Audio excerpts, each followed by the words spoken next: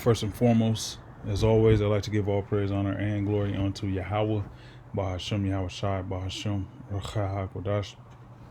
Double honors unto the apostles and elders of Great Millstone, and salutations to you, brothers, pushing this word in truth and in sincerity throughout the four corners of the globe. Coming back with another lesson.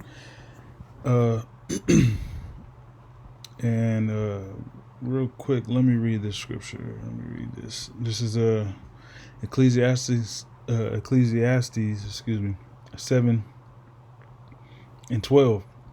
It says, "For wisdom is a defense, and money is a defense, but the excellency of knowledge is that wisdom giveth life to them that have it." Okay. What I want to focus on is money. This word money here. All right. And that comes from the Hebrew 3701 is kasap. All right, kasap. And as you see, it says silver, money, silver, as metal, as ornament, as color, money, shekel, talent. All right. So real money is gold, silver, something that has substance in itself. Now, I want to get into this is the PDF file of the book The Creature from Jekyll Island. All right. Now, there's something that I found interesting in this book, which can be found on page 18.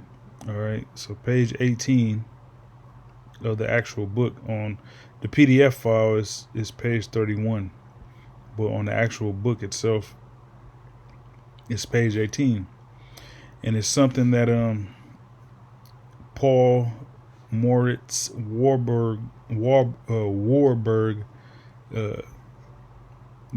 had pretty much said, or which let me go to this Wikipedia of this Edomite, all right, this Amalekite.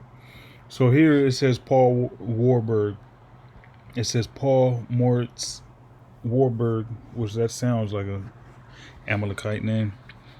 August 10th, 1868 through January 24th, 1932, was a German-born American investment banker who served as the second vice chairman of the Federal Reserve from 1916 to 1918. Prior to his term as vice chairman, Warburg served as one of the original members of the Federal Reserve Board of Governors, taking office in 1914.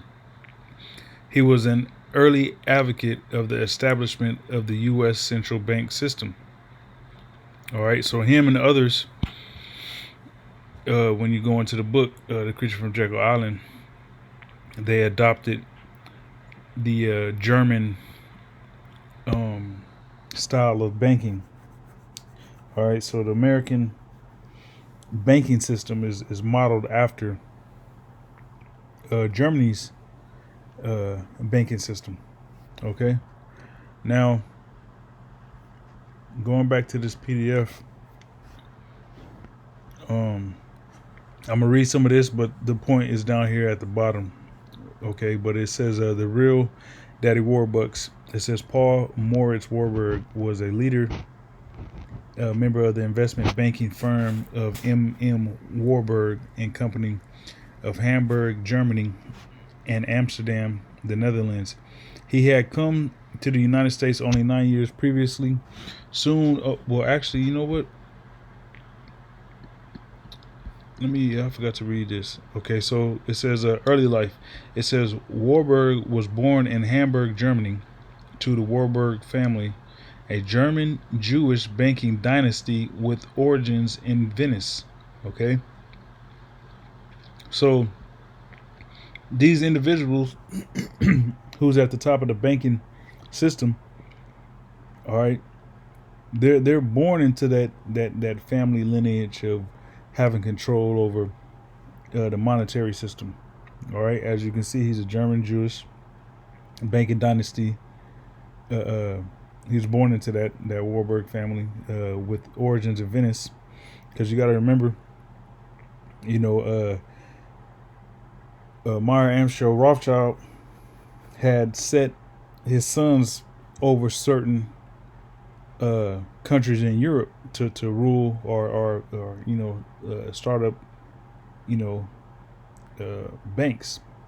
Okay, I forget exactly where they went. One went to London, one went somewhere in France, Germany, Italy, and is one more I'm missing. I forget where exactly where though. But continuing on, it says his parents were Moritz and Charlotte Esther Oppenheim. Okay, Warburg. After graduating from the Real Gymnasium in Hamburg in 1886, he entered the employ of Simon Howard, a Hamburg importer and exporter, to learn the fundamentals of business practice. He similarly worked for Samuel Montagu and Co. bankers in London 1889 through 1890 and the Banque Russie pour le Commerce Étranger in Paris in 1890 through 1891, which, pretty much that's all we need on that. Just showing you that these individuals who are at the top of the food chain, all right, running these banks and whatnot, they're born into those families, and those families actually, set them up for success as far as learning how to actually, run and run a bank and deal with currency. Okay. Now, going back to this article, or not article, excuse me, the book. It says he had come to the United States only 9 years previously. Soon after arrival, however, with funding provided mostly by the Rothschild Group. All right, sound familiar? He and his brother Felix had been able to buy partnership in the New York investment banking firm of Kuhn, Leo, Loeb and Company, while continuing as partners in Warburg and Hamburg. Within 20 years, Paul will become one of the wealthiest men in America with an unchallenged domination over the country's railroad system. All right, all facets of society here in America and around the world, for the most part, are controlled by the small hats, man. And this is showing you, all right, the Rothschilds set this guy up. Okay, they funded this guy to come here to the Americas. All right, being that he was educated over in Europe, and pretty much get a monopoly on the system. Okay, it says at this distance in history, it is difficult to appreciate the importance of this man. Well, and that's BS. But some understanding may be had from the fact that the legendary character Daddy Warbucks in the comic strip Little Orphan Annie was a contemporary commentary on the presumed benevolence of Paul Warburg and the almost magic ability to accomplish good through the power of his unlimited wealth, which ain't no good came from that dude, man. Okay, ain't no good come from this guy, from this dude, man. You can look at this guy and tell he's Amalek, man. Okay, that's the face of Satan. All right. Let me see. Okay. It says a third brother, Max Warburg,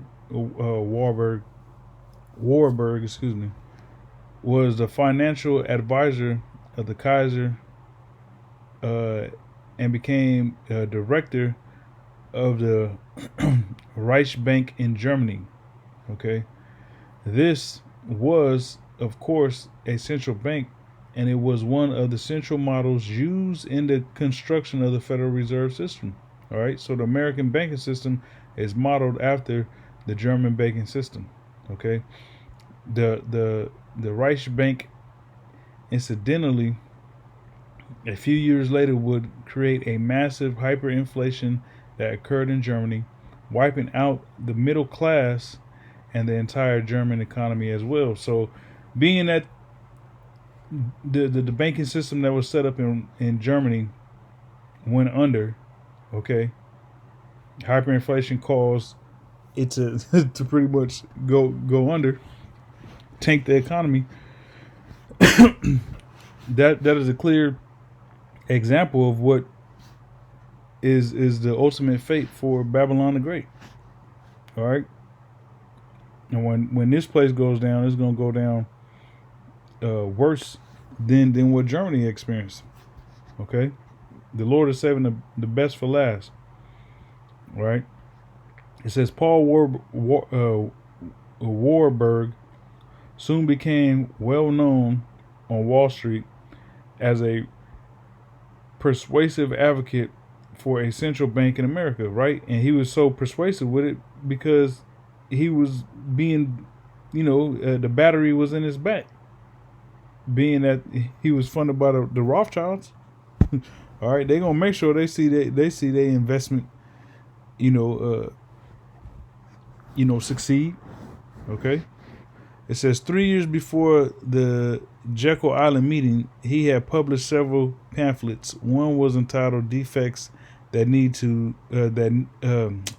and Needs of Our Banking System," and the other was a plan for a modified central bank. It says these attracted wide attention in both financial and academic circles and set the intellectual climate for all future discussions regarding banking legislation. So this one dude alone had enough power to write some bull junk, some bull crap. All right, and everybody, so enamored and wooed by it that pretty much shaped, as it says, set the intellectual climate for all future discussions regarding banking legislation. Okay, it says in these treaties, Warburg complained that now this is the point. Warburg complained that the American monetary system was crippled by its dependency on gold and government bonds. All right, so this dude was so successful that he pulled he mind fucked. All right, for a lot of for lack of a better word, he mind fucked people into actually believing that the American monetary system was crippled by its dependency on gold and government bonds. Just forget government bonds, but gold itself. How can you be crippled depending on gold, man? If you actually deal with gold and silver, all right, which is real money, that in itself will stabilize itself. Okay, when Germany, them using a paper currency, that went under. Okay, so once again it says Warburg complained that the American monetary system was crippled by its dependency on gold and government bonds. All right, so you got gold and government bonds that's crippling the American economy. But this was his was his what's the word I'm looking for, his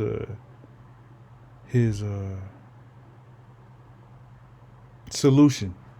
Okay, so we're about to read his solution.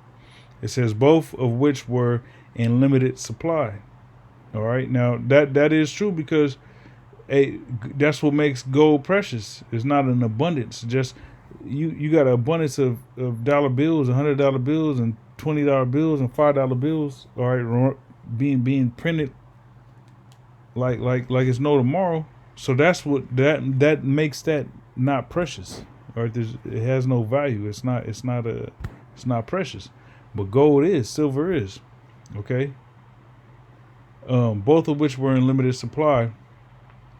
What America needed, he argued, was an elastic money supply.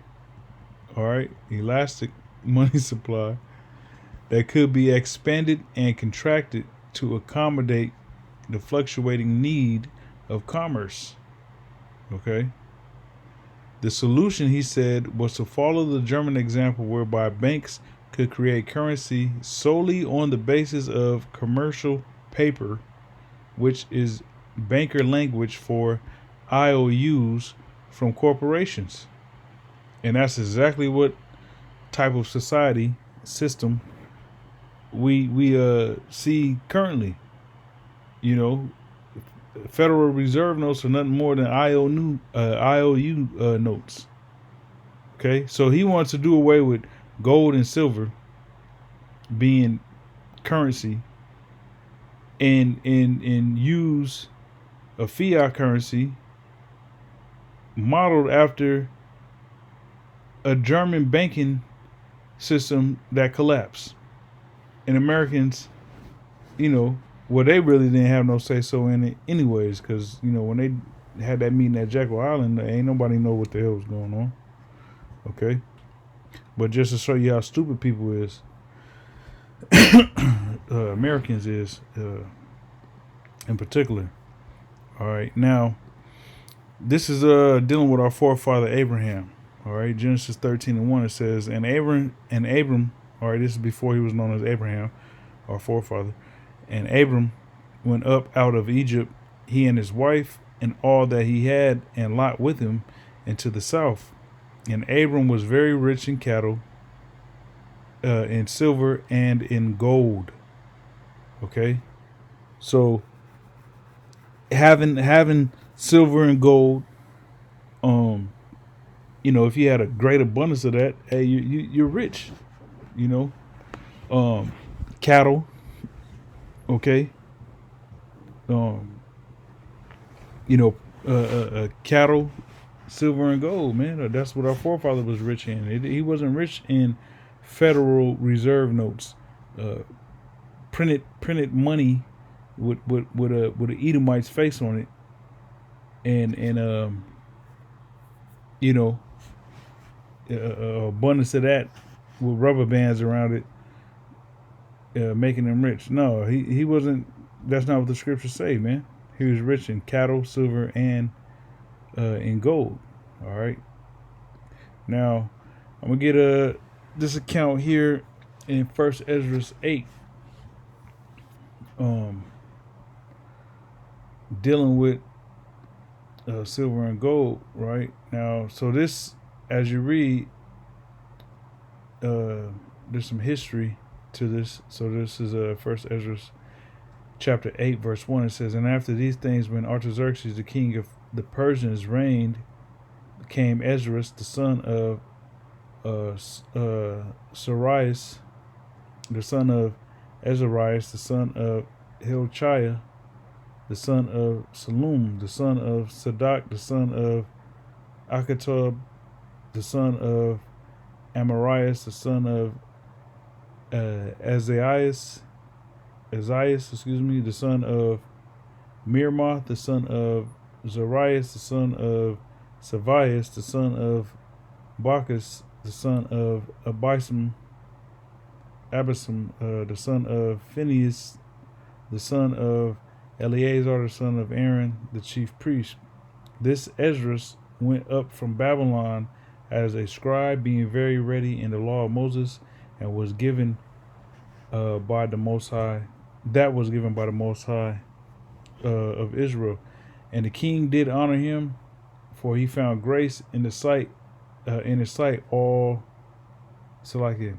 For he found grace in his sight in all his requests. There went up with him also certain of the children of Israel, of the priests, of the Levites, and of the holy singers, porters, and ministers of the temple unto Jerusalem. Okay? In the 7th year of the reign of Artaxerxes, in the 5th month, this was the king's 7th year, for they went from Babylon in the 1st day of the 1st month and came to Jerusalem according to the prosperous journey which the Lord gave them. So this is going into our forefathers leaving Babylon and going back into the land of Jerusalem. So I'm going to jump down. Verse 13, it says, actually, let me see. Verse 12, it says, and they, that they may look, hold on, let me see.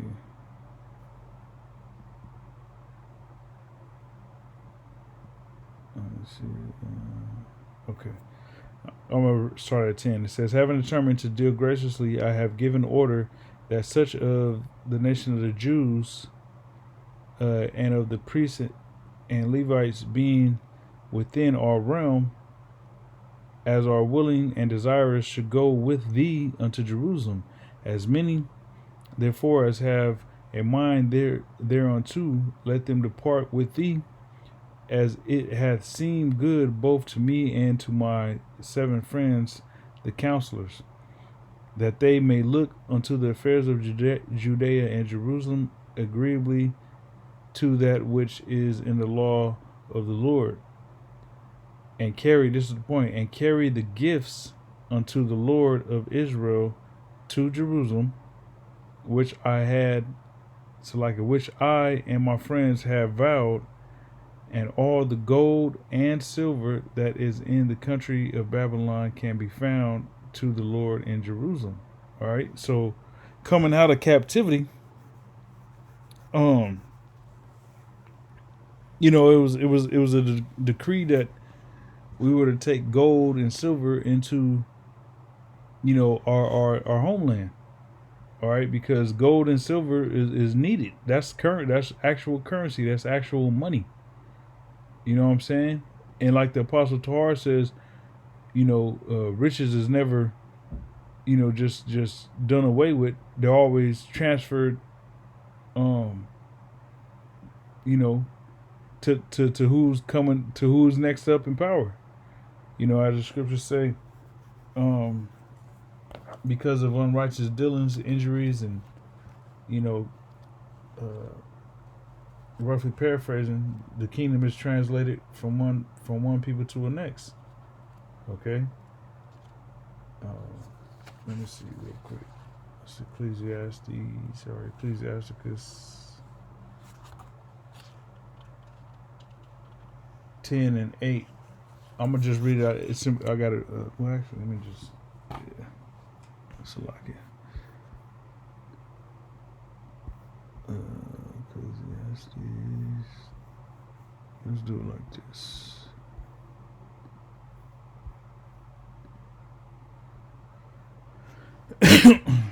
Ecclesiasticus. All right, Ecclesiasticus 10 and 8. It says, because of unrighteous dealings, injuries, and riches got by deceit, the kingdom is translated from one people to another. All right. So part of what makes a kingdom is its riches. All right. In America is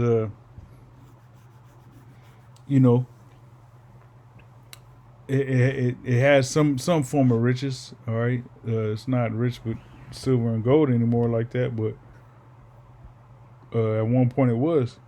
Okay. But like I was saying, when one kingdom goes down, those riches are translated to the next. So us coming out of captivity, we were to take pretty much spoil from Babylon. All right, the same way we did coming out of Egypt, ancient Egypt. Okay, verse 14, he says, I'll read 13 again. It says, and carry the gifts unto the Lord of Israel to Jerusalem, which I and my friends have vowed, and all the gold and silver that in the country of Babylon can be found to the Lord in Jerusalem, with that also which is given of the people for the temple of the Lord their power at Jerusalem, and that silver and gold may be collected for bullocks, rams, and lambs, and things thereunto appertaining, to the end that they may offer sacrifices unto the Lord upon the altar of the Lord their power, which is in Jerusalem. All right, because you need gold and silver, actual currency, actual money, to purchase these rams, bullocks, lambs, for sacrificial purposes. Okay, so that's an example of real currency, not Federal Reserve notes. All right. Once again, let me read this once again. What this guy said. He said, all right. He said Warburg complained that the American monetary system was crippled by its dependency on gold and government bonds, both of which were in limited supply. What America needed, he argued, was an elastic money supply that could be expanded and contracted to accommodate the fluctuating needs of commerce. The solution, he said, was to follow the German example, whereby banks could create currency solely on the basis of commercial paper, which is banker language for IOUs from corporations. All right. Jumping back to this. Let me jump down to verse. Let me see. Verse 60. Okay. Let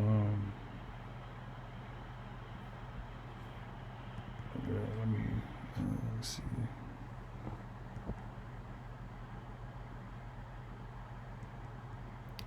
Actually, okay. Verse 54 says, "Then I separated 12 of the chief of the priests." Second Ezra 8:60 or 8:54. Excuse me. Then I separated 12 of the chief of the priests, Asbrius and Asanius, and 10 men of the brethren with them, and I weighed them, the gold and the silver and the holy vessels of the house of the Lord, which the king and his council and the princes and all Israel had given. And when I had weighed it, I delivered unto them 650 talents of silver, and silver vessels of 100 talents, and 100 talents of gold, and 20 gold vessels, and 20 vessels of brass, even of fine brass, glittering like gold. And I said unto them, both ye are holy unto the Lord, and the vessels are holy, and the gold and the silver is a vow unto the Lord of our fathers, which watch ye and keep them till ye deliver them to the chief of the priests of the and Levites, and to the principal men of the families of Israel in Jerusalem, and to the chambers of the house of our power. So the priests and the Levites, who had received the silver and the gold and the vessels, brought them unto Jerusalem into the temple of the Lord. Okay, so that silver and gold and those other vessels and precious vessels and whatnot were actually, they were delivered into the temple to be, put up into the storehouse. Okay, the treasury, so to say. That's why you got all this talk of in America, the treasury, the Federal Reserve, the treasury. All right, which there's talks. The brother was just saying there's talks of another government shutdown. Okay, because the treasury is broke. They ain't got no gold and silver. All they got is, commercial. What did it say? Commercial. Commercial paper. All right. Continuing on.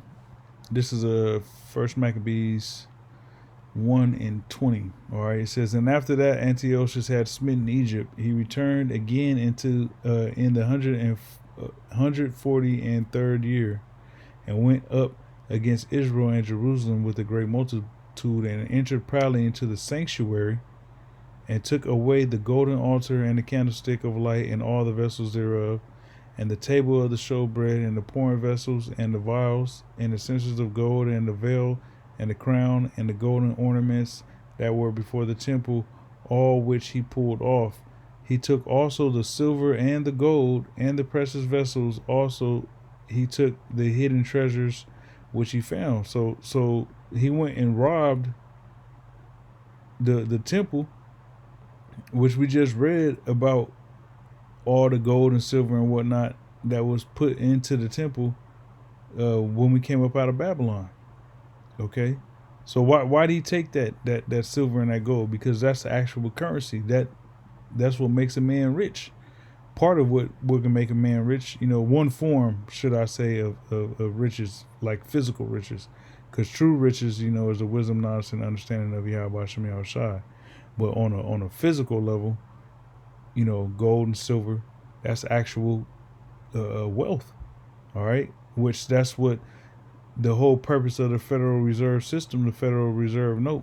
All right, the fiat currency is to strip people of that, and as we see, that's exactly what happened, and that's why years ago it was big to see cash for gold. They wanted people to.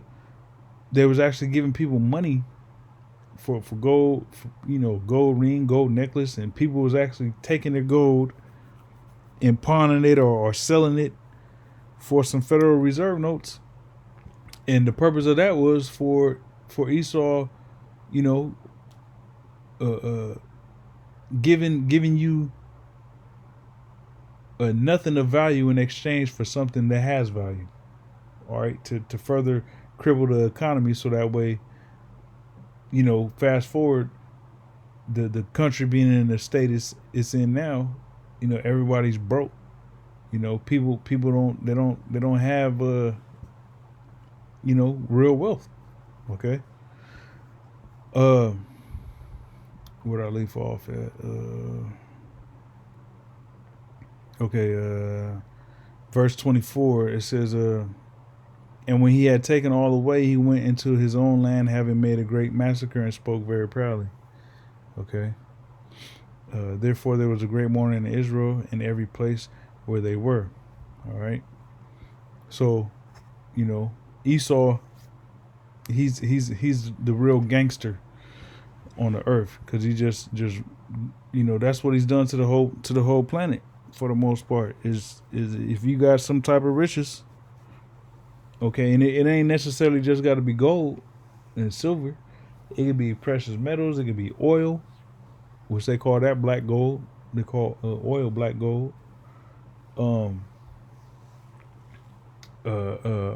There's something it's slipping my mind, but they call it the new oil.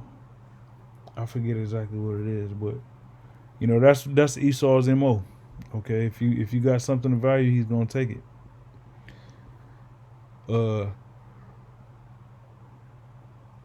This is First Ezra chapter 5 and verse 45. All right, let me real quick.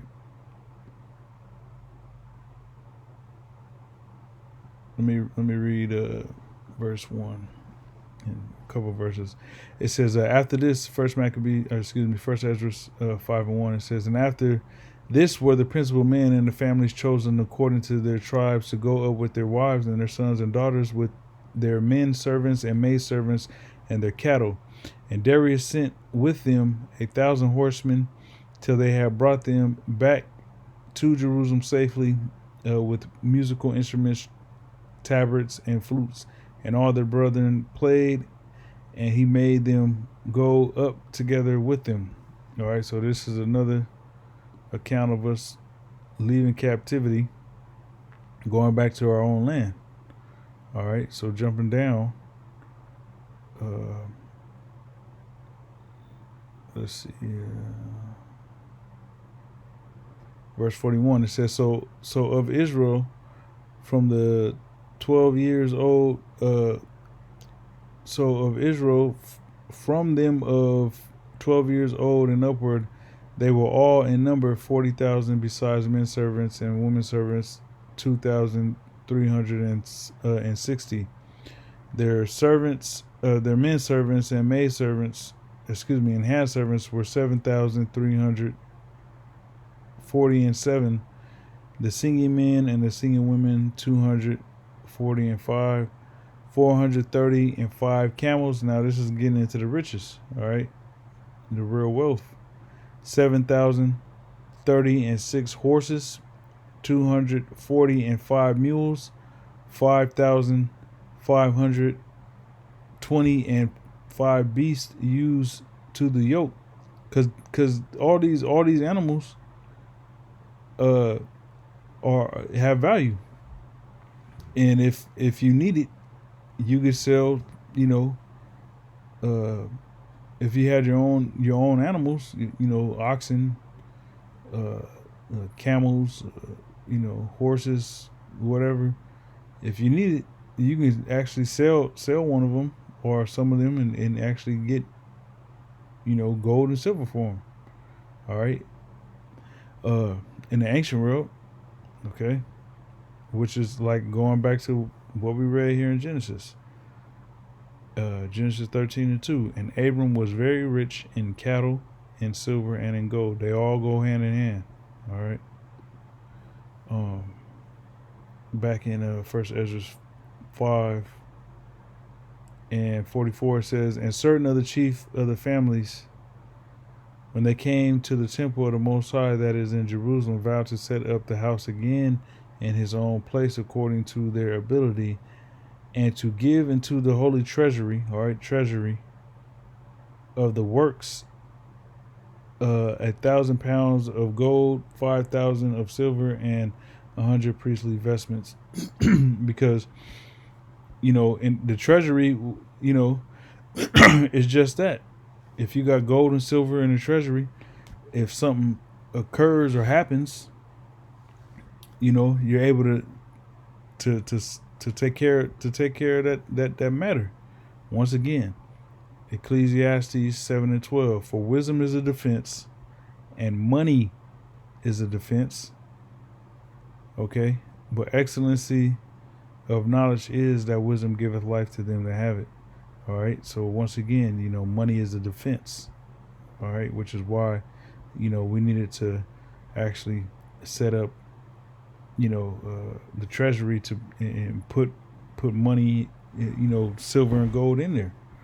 Okay. This is Ecclesiasticus chapter 40, verse 25. It says, gold and silver make the foot stand sure. All right. But counsel is esteemed above them both. All right. Going back to, what we just read, in Ecclesiastes 7, money is a defense.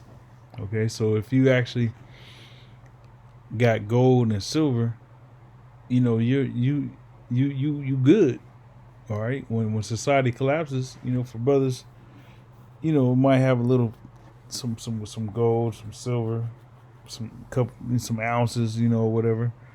It don't hurt. Nevertheless, we're dependent on the Lord.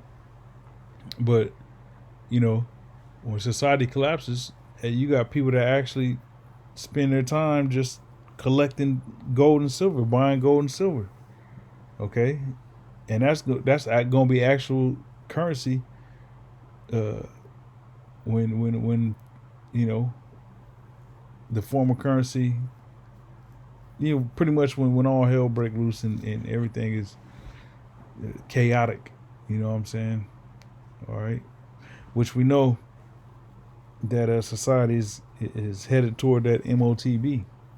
Okay, and that's another topic, but it's still the same topic though. Now I want to get into the flip side of what that nigga Paul did. Okay, Daddy Warbucks. Okay, Paul Warburg. All right, the flip side of what he did is, him and the rest of those Edomites. All right, the banking families. All right, This is Zephaniah 1:11. Now, when you go into history, this is talking about Israel. But we know that,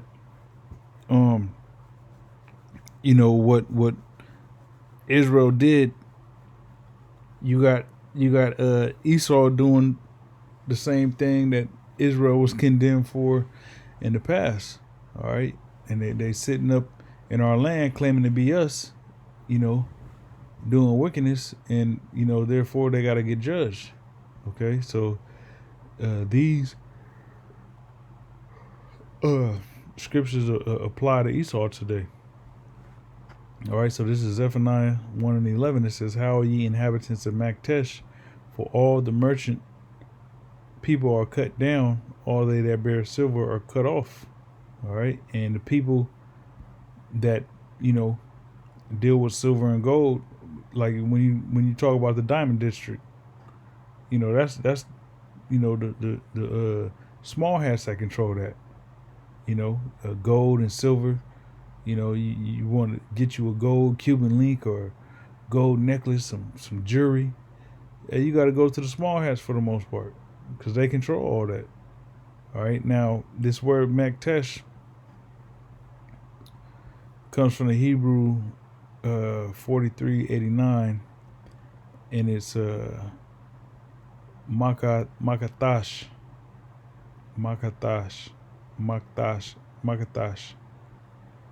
And Makatash, and it means a mortar or deep hollow. It says a hollow or valley, evidently in the greater Jerusalem area. So who's in the land of Jerusalem currently? The small hats, man. Okay, so hey, there's gonna be judgment that's gonna come upon them. All right, they got all all this gold and silver, but the Lord said that they're going to be cut off. All right. Now, I'm going to jump down to verse 18. It says, the day of, that day is a day of wrath. Hold on. That's 15. I'm sure. Zephaniah 1:18. It says, neither, excuse me, the silver nor the gold shall be able to deliver them in the day of Yahweh's wrath. Okay. But the whole land shall be devoured by the fire of his jealousy, for he shall make even a speedy riddance of all them that dwell in the land.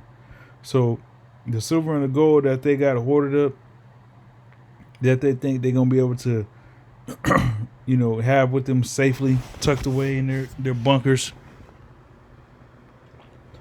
some hidden vote that they're going to be able to,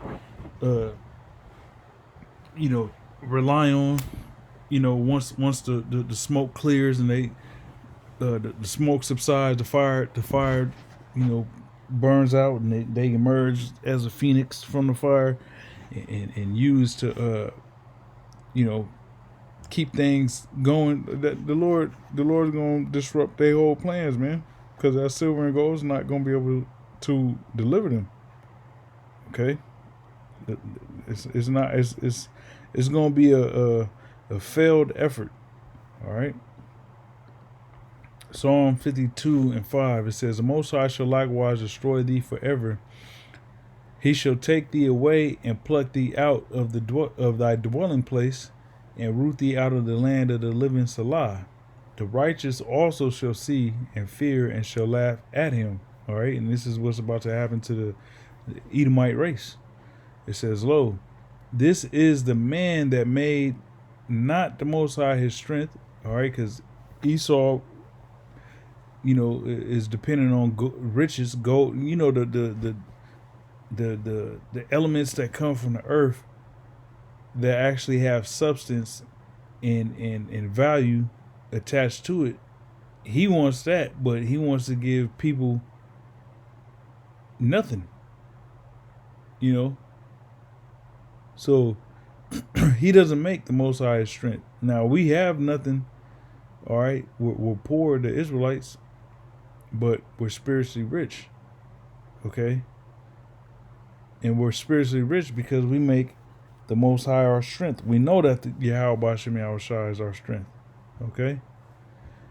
Verse 7 again, it says, Lo, this is a man that made not the Most High his strength, but trusted in the abundance of his riches, and strengthened himself in his wickedness. All right.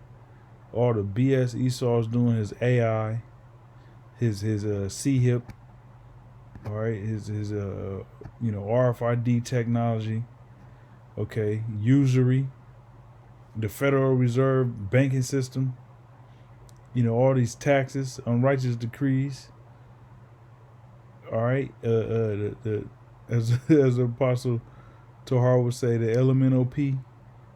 All right, that madness. Okay, all of that is Esau trying to strengthen himself in his wickedness, and it's going to be to no avail. Okay, verse 8, it says, But I am like a green olive tree in the house of the Most High. I trust in the mercy of the Most High forever and ever. I will praise thee forever because thou hast done it, and I will wait on thy name, for it is good before thy saints. All right. So if you a true saint of Yahweh Bashim Yahushai, you gonna actually praise that name. You gonna wait on that name. All right. You gonna understand that salvation is coming through that name. All right. IUIC. All right. And lastly, this is Proverbs 11 and 4. It says, Riches profit not in the day of wrath, but righteousness delivereth from death. Okay. So all those riches that Esau got in the day of the Lord's wrath, the Lord ain't gonna spare this devil, because he got gold and silver stored up. Oh, here you go. Okay, just take it all. Just leave me be. No, the Lord's not hearing that, man. The Lord ain't about to do that. Okay, because righteousness delivereth from death, not riches, man. The Lord can kill you and take your riches, kill you and have somebody else take your riches, which is exactly what's about to happen to Esau, Edom. Okay, all right, all the riches, in the other nations too. All the riches is coming right. They're gonna be funneled right to us. We're gonna make them bring it to us. All right. And there's, I can read some more on this, but I believe I made the point. All right, and once again, that was from the book "The Creature from Jekyll Island." All right, page 18, and I'll read this one more time. Let me see where I start at. Okay. It says Paul Warburg soon became well known on Wall Street as a persuasive advocate for a central bank in America. 3 years before the Jekyll Island meeting, he had published several pamphlets. One was entitled "Defects and Needs of Our Banking System," and the other was a plan for a modified central bank. These attracted wide attention in both financial and academic circles and set the intellectual climate for all future discussions regarding banking legislation. In these treaties, Warburg complained that the American monetary system was crippled by its dependency on gold and silver bonds, gold and government bonds, both of which were in limited supply.